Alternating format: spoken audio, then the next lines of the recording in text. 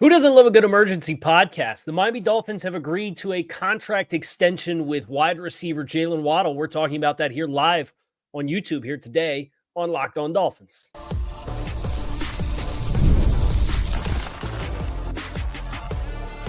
You are Locked On Dolphins, your daily Miami Dolphins podcast, part of the Locked On Podcast Network, your team every day.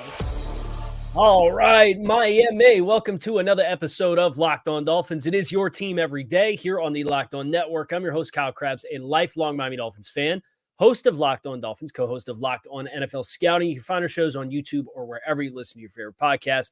Tip of the cap to our everydayers because it is your team every day. And welcome if you're joining us live, reacting to this breaking news that the Miami Dolphins have extended wide receiver Jaylen Waddle. Today's episode of Locked On Dolphins is brought to you by Gametime. Download the Gametime app, create an account, and use code LOCKEDONNFL for $20 off your first purchase for last-minute tickets, the lowest prices.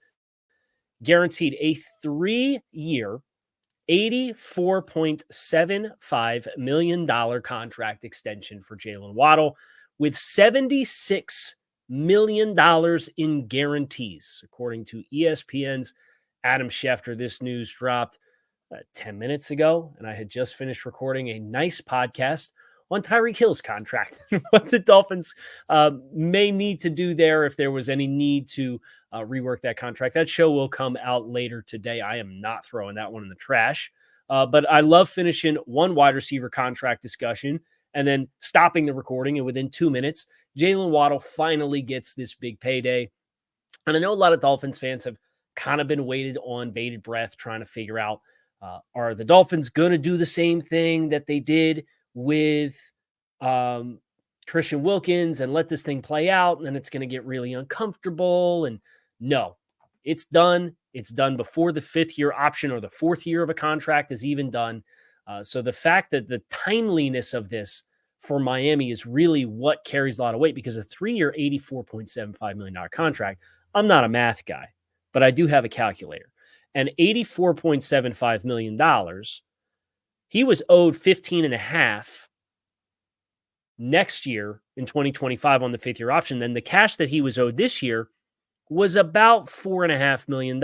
So that in total puts him around 104.6 across each of the next 5 seasons collectively is like the total value of this contract.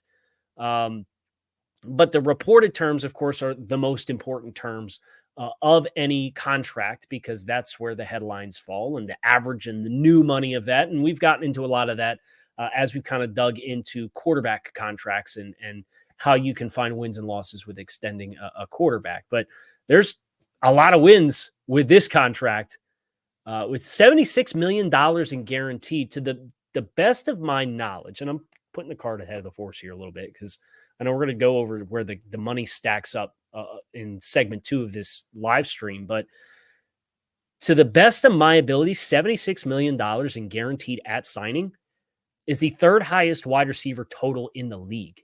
It's more money than Tyreek Hill got on his contract at signing as guaranteed money. Tyreek got 72.2 in guarantees.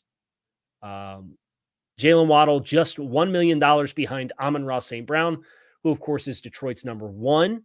He got $30.002 million per season to briefly take the top paid wide receiver title. And then AJ Brown, who just had his deal done recently as well, he got $84 million in guarantees on his contract for a 3-year, $96 million extension. So there's not a lot of fluff with it. I mean, this is 76 guaranteed out of 85 total value, plus the existing money that he currently had that he's going to get as well. And of course, that 5th-year option figure is a fully guaranteed total as well. So all in all, for Jaylen Waddle, this is a monster contract. It's the reaffirmation of what you thought Jaylen Waddle was going to be when he first came into the league and set the NFL rookie receptions record, and then had the 1,300 yards and led the league in yards per catch in 2022 in the first year McDaniel. And, last year kind of felt like he was quiet for the first month of the season. And then like the targets kind of got steady and he hit 1,000 yards. And then he missed the last 2 games of the regular season, and Miami sorely missed him before he was back for the playoff game. But certainly not himself playing through that ankle injury that he suffered at the end of the season. So that was a part of the press tour from Schefter when the news dropped that I don't think was a coincidence. Was the follow-up there was kind of the magnitude of Jaylen Waddle's production. 3 1,000-yard seasons, first player in franchise history to do so. Dolphins record for most receiving yards in first 3 years of a career. And being under contract at this amount of time through 2028 now, there's a big picture conversation to be had about how high in the hierarchy of all-time players in this franchise's history Jaylen Waddle is capable of climbing. And I'm going to float around and produce this thing, because it's obviously Duper and Clayton, and there's been some Hall of Fame players otherwise, but the number one player is Mark Duper with 88.69, and then Mark Clayton with 86.43. Jaylen Waddle right now through 3 seasons and another 5 under contract is almost halfway there. He's at 33.85 for his receiving yards, and Tyreek Hill at 3,500 yards, sitting 11th all time. Jaylen Waddle by the end of this upcoming season could realistically be in the top 8, or I guess top 10, because Tyreek's going to go up there as well.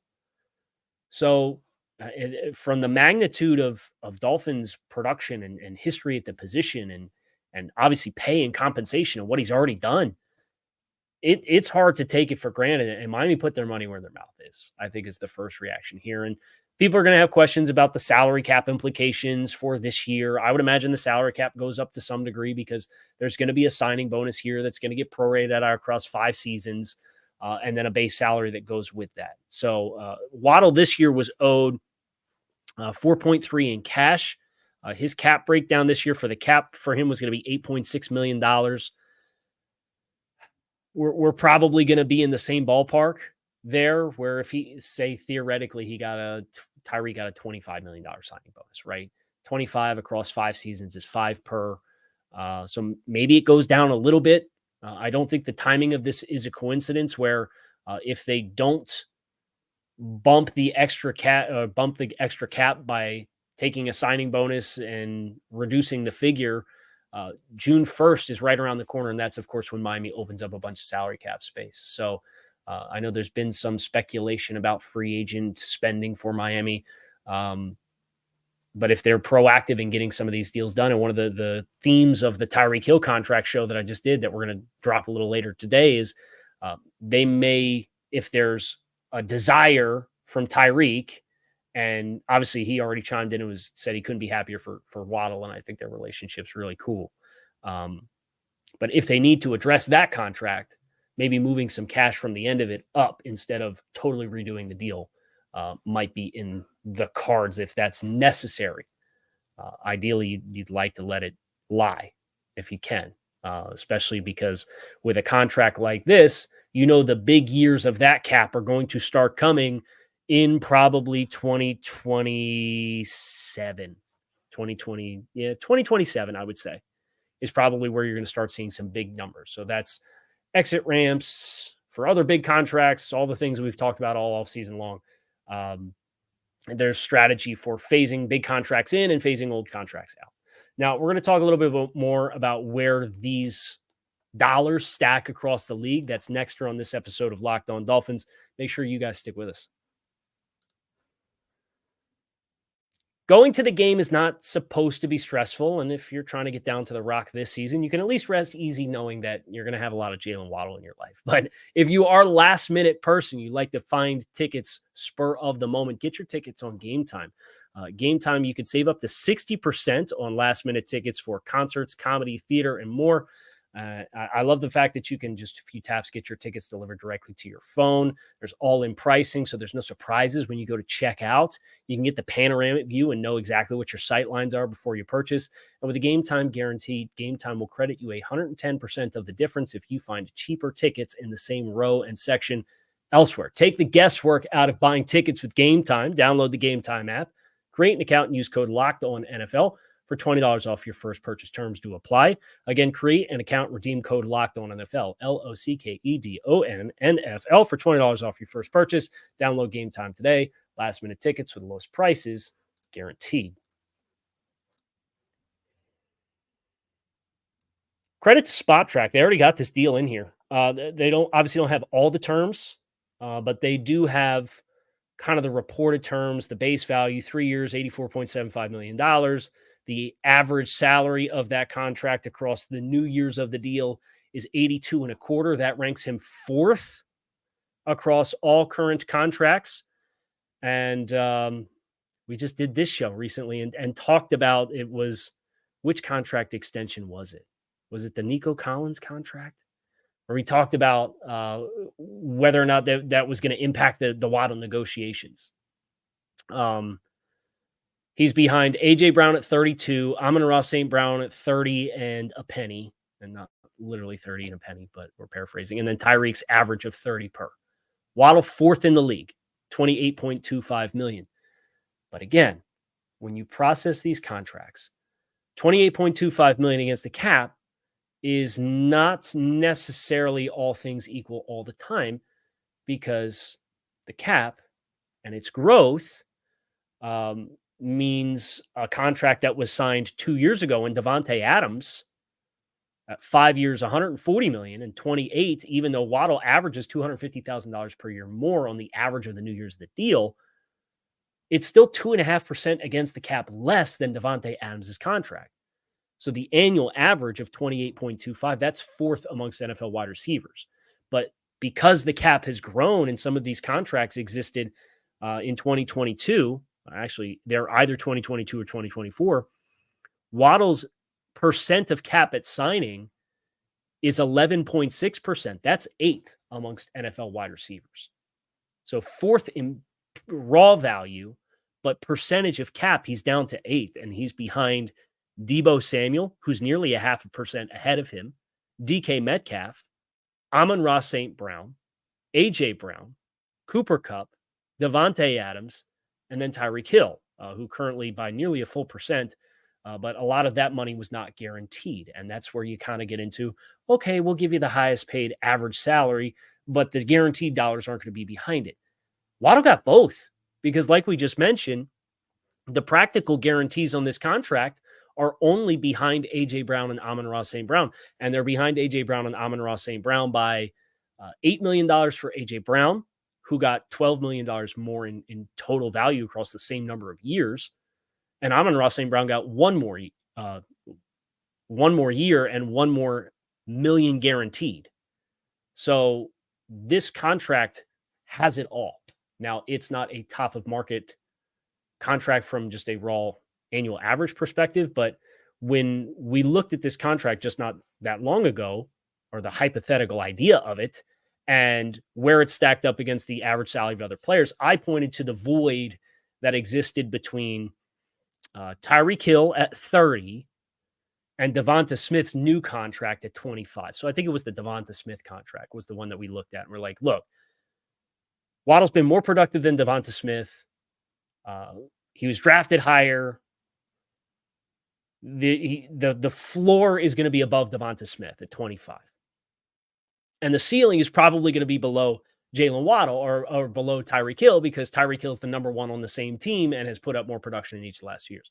Sure enough, that's where it fell, but it landed right at the very ceiling, because I pointed to Cooper Kupp and Davante Adams and say, do you sell for this contract to land in between there?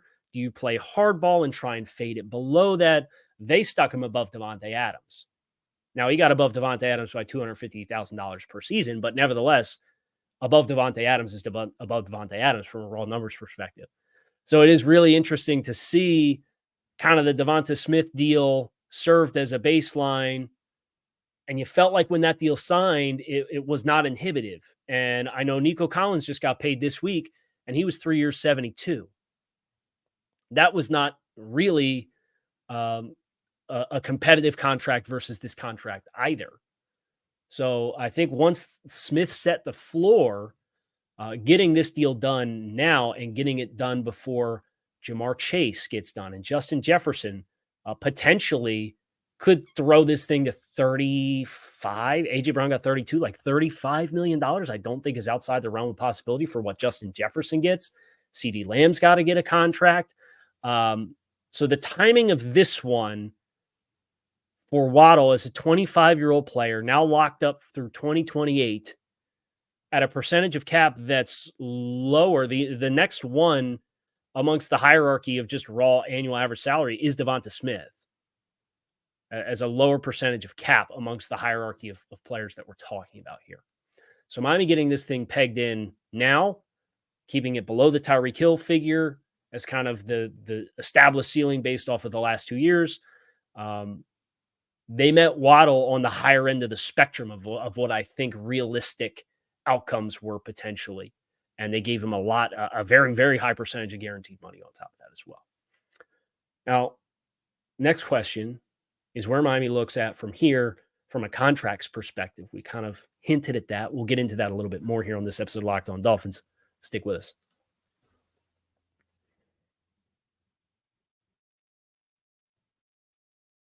I think perhaps the biggest surprise of this deal getting done, Greer mentioned it at the combine, is the intention is Waddle's going to be here for a really long time. And that is going to be guaranteed now. And that's big dubs. But getting it done before the Tua Tagovailoa contract is a little surprising to me, because that's the other one that has been alluded to and has been reported as that the intent is that it's going to get done.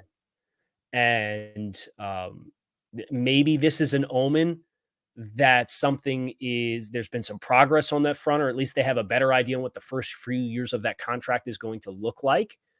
Because if you remember last year in the summertime, they spent effectively the whole time trying to lock in their top guy, which was Christian Wilkins. And it didn't get done. And then in very short succession at the start of the season, Alec Ingold got a contract. Zach Sealer got a contract. There was like a couple of guys that fell in line, boom, boom, boom. And then in season, they get Austin Jackson done. So this being the first domino is the most surprising thing. I'm not surprised at the compensation. I'm a little surprised at how high the guarantees are, but it's well-deserved. And again, it's because you're adding 3 years to the back end of the current deal. It's a 5-year contract. Tua is the other big domino. Tyreek Hill is a domino in this in some degree, because this is the last year of any. I'm going to spoil this whole contract, this whole Tyreek Hill podcast. This is the other big talking point. This is the last year there's any guaranteed money in Tyreek Hill's contract for the Dolphins. His base salary this year is guaranteed, and that is it. So the entire working theory amongst the aggressive influx of big contracts that Miami had was, as you add other big contracts to your books, you have to be in position to start to phase other big contracts out, right? And Xavier Howard's the latest example of that. Next year, it's probably going to be Teron Armstead. But them not touching Tyreek Hill's contract and restructuring him in the same way that they restructured him in 2023 is either an indication that Tyreek would like his contract addressed in some degree, or potentially they want to keep their options open, or maybe a combination of the both, right? So that's kind of the big question that I have now is what are the long-term intentions with Tyreek? Because the long-term intentions with Tua, they've made them known, and their communication there has been fairly similar to what their communicated intentions were with Jaylen Waddle. So where does Tyreek land on like your runway of players? Where does Jalen Ramsey land on your runway of players? Those are two elite talents, but are sitting right around 30 years of age apiece. Do you think one of them will age more gracefully than the other? Do you want to have the long-term flexibility? Tyreek has more time under contract than Jalen Ramsey does. Those are the two big contracts for me that I kind of have the questions on. Obviously, the next contract that needs to get done is the quarterbacks. And your expectation is we will see that get done probably in the next 2 months. I think the timing of this contract coming out first is a little eyebrow raising for maybe something being on the horizon. But there's still more details to learn about this Waddle contract as far as the cash flow distribution, where the cash peaks are, how they can cycle that with other players under contract. And that stuff is going to come out probably in the coming days, but Waddle has to put pen to paper first. They've just agreed to terms on the contract. And I think whether, if they put something out at 4:00 that Waddle signed in the paper, I think that probably indicates that the signing bonus is not too lofty and that the cap figure is at least going to be somewhat parallel. If they wait, then they may actually be not front loading, but taking some of the new money investment and putting it into this year, the first year of the new 5-year total under contract, in order to take advantage of some of their post-June 1st cap space that they're going to have coming down the pipe. And if they do that, then the question kind of becomes, okay, like, well, how much is going to go towards potential new players versus are we just going to take this money in the here and now to take care of our own guys that we have under contract? So that's kind of the next questions that I have that we're going to need more information on in a little bit more time. But I wanted to drop this show ASAP and make sure that it was out there for you guys because obviously this is big news for the Miami Dolphins, getting Jaylen Waddle under contract for a new 3-year, $84.75 million contract with $76 million in guarantees, places him in the hierarchy of top 5 to top 10, depending on what figure you look at. Best paid wide receivers in the NFL, and very well deserved indeed. That is going to do it for me here on Locked On Dolphins. I appreciate you guys checking out the live stream, for hopping in. If you missed it, you can find us on YouTube. You can also listen wherever you listen to your favorite podcast. I'm Kyle Krabs. I'm out of here. Fins up. I'll talk to y'all again soon.